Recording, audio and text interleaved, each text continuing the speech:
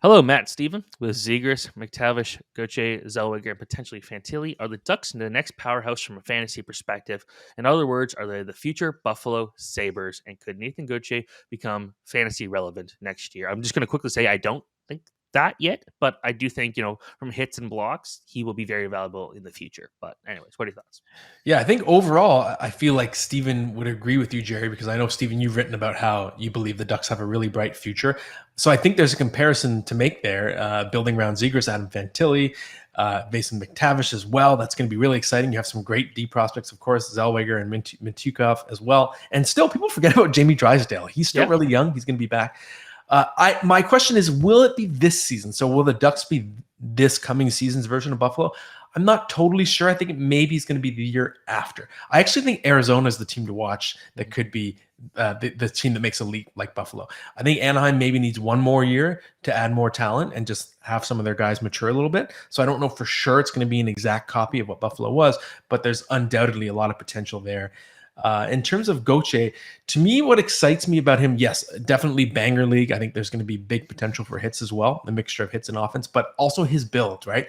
He's kind of a just a wall of a man. He's already built like a man, not like a child, right? So why that's important is he's not the traditional prospect. Oh, once he fills out, like he's already kind of filled out, right? He's just someone who freight trains his opponents, and that bodes well for him already having the strength to be NHL ready and making a jump. So I do think he's someone to watch really closely in camp.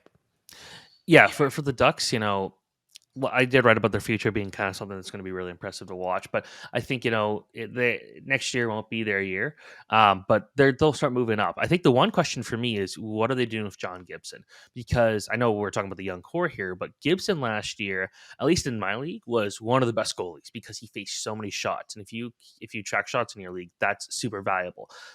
But I don't know if that's going to be the case going forward with the Ducks as their defense continues to improve. A full year of Jamie Drysdale should eliminate at least a few of those shots a game.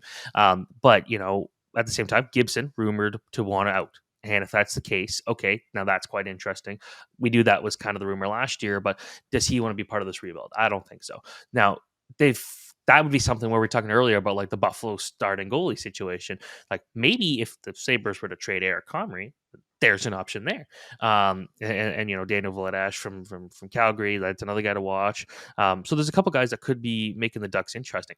Connor Hellebuck would make that a lot of definitely interesting. He knows how to play in front behind some subpar defense. But I think that this is a group that in the next couple of years are going to be really good.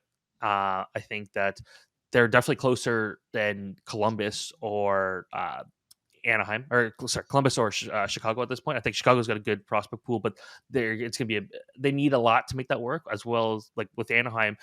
You know, Troy Terry came in a couple years ago and was supposed to be this big part of the future, which included Max Jones, Maxime Comtois, and Sam Steele.